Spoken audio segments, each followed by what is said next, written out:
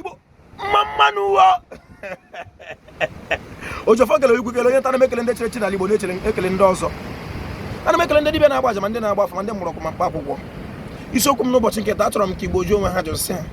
Nwoke ịlụ nwoke ibe ya na nwoke ịlụ karịa ofu nwaanyị abụọ ma atọ ma anọ nke ka mma. Zụọ onwe ha ajụjụ a. Mana tupu anyị na-aga n'iru, aha m Nkwachukwu Oji Agba na-akpọ m Oji Ofo, abụ m onye olu okoro nke dị na Ọmahịa n'obodo nke Chineke.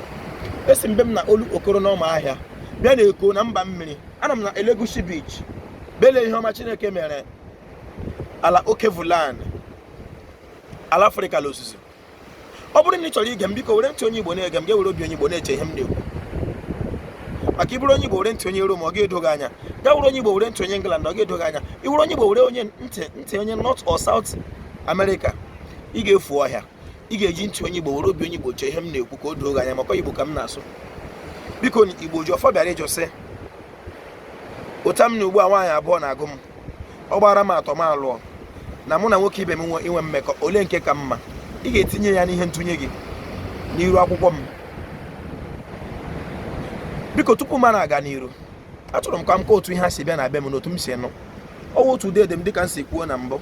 Ọ bụ otu ude dị m mara mma nwoke gara Rome, agwa ya if you go to Rome you behave like Rome. Na olu okoro na be nna mama m be nna gị otu o si mee.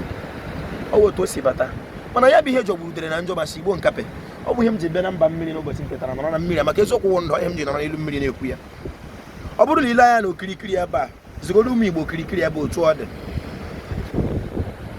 Ihe mere anyị nwa ji na-aga mba, ọ na-eme a na-aga mba na-ahụ ihe. Ụdị nka adịghị n'ama nna m, mana ọ dị n'ama onye ọzọ. Onye nka wete nke dị n'ama nna ya, mụ wete nke dị n'ama nna m. Anyị etikọ ya ọnụ. Ụta mbere m anọọsọ ahụ, ọ bịa n'obodo m ya anọọsọ ahụ. Gaa hụ na ebe a wee bobi, maka na perikome nwoke arọ ndị Izọgụ. Arọ ndị Izọgụ si arọ oke Igbo. Ọ sọ na omenala a na-esokwu na ihe mere nke ndị jidere be ha. Mgbe m na-abịa ebe ha na-agba mmanwụ ha.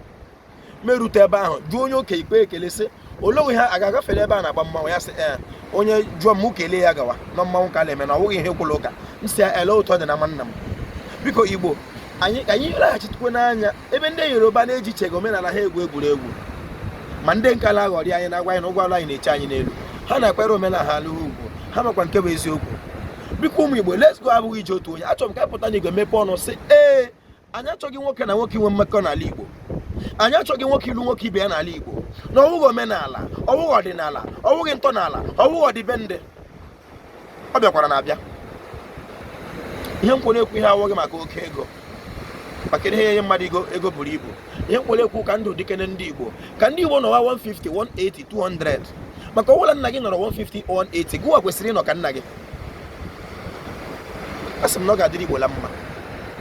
Ị nọrọ chọrọ iche ezi echiche dịka nwoke onye Igbo ziri ezi. Na-atatụkwara m Odogwu Bitters, Obi Kuba, na ọ ga-adịrị gị la mma. O nwere ihe ọma dị na mma ya. Ọ na-eme ngara mba na azụrụ ya. Achọla m Odogwu ha mana ebe a m bịara ahụ m ya. Eche mgbọ n'anya na be m, ọ kọrọ ụkọ mee ka ụzụ ọra ka anyị nwa zụrụ na awị. Maka ọ na-eme nwụtụ ya ma amara ihe.